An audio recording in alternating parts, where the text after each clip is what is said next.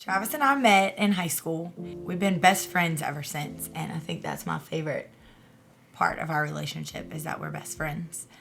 We dated for 6.5 years, and we got married in 2012, and we were both 22 years old, and everybody thought we were super young, but it was just right on time for us. And I just remember being in high school and dating and waiting to get married, but also dreaming about starting our own family and having kids. And we'd see people out and about, and we'd see children around, and just talk about how excited we were to start our own family, and we couldn't wait to do those things with our own kids. After about a year of marriage, we decided to start trying to have children.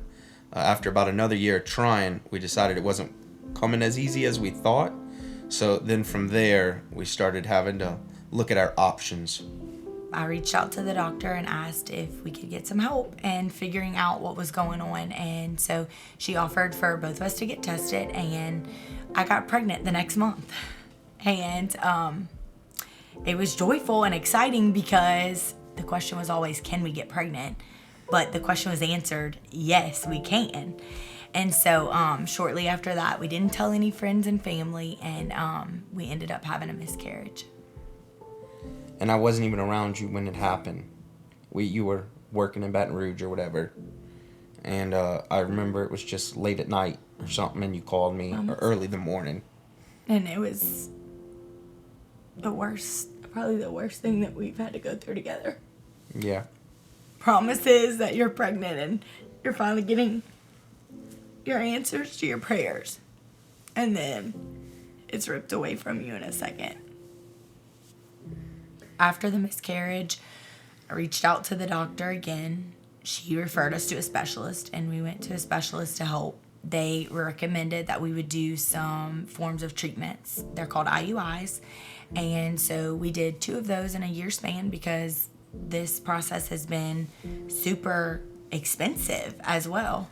But after our second IUI that we had, the next month, we had a second natural pregnancy. We got pregnant on our own again, and shortly after that, we miscarried as well. This fertility journey has been nothing but a roller coaster. It's been ups and downs and all around, because you go through moments where you're excited, and then you go through moments where you're just down in the dirt.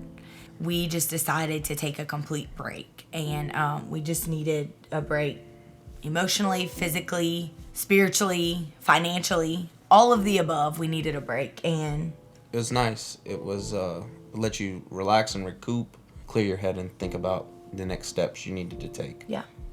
So moving forward, we have been always talked about adoption, and it's always been strong on my heart, but we just don't know where God's taking us, and we're along for the ride. And our next step is IVF, and that's something that we can do to seek help from doctors.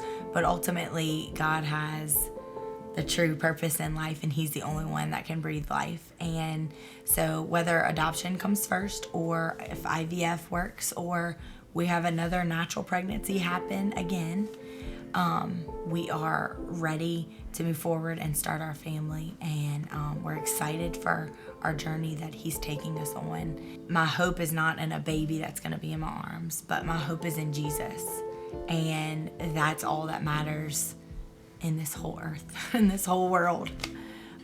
Through this process, it has not been fun. I don't wish it upon anybody, but there's always good that can be in any situation. And in this situation, we've grown so much closer with every up and down that we've had to go through. Yeah. And it's all in God's will and God's faith that it'll work out in His will. Yep. I've had this little saying that I've held on to, and I just feel like I am in the wait. And I've heard it said before a lot in fertility journey stories before, but I feel like there's so many other people out there that are in the wait in life, whether they're waiting for a husband or their baby to start their family, or buying your first house, or finances, whatever that looks like. If you are a person that is in the wait, all I can say is keep your eyes on Jesus. He is our answer to everything. He's our comfort. He's our hope. He's our peace. And if you keep your eyes on Him, He will walk you through. And I'm just so thankful that he has been a part of this journey with me, because I don't know how I would have done it without him. And I'm so thankful for him. We're the Cotherns, and this is our story.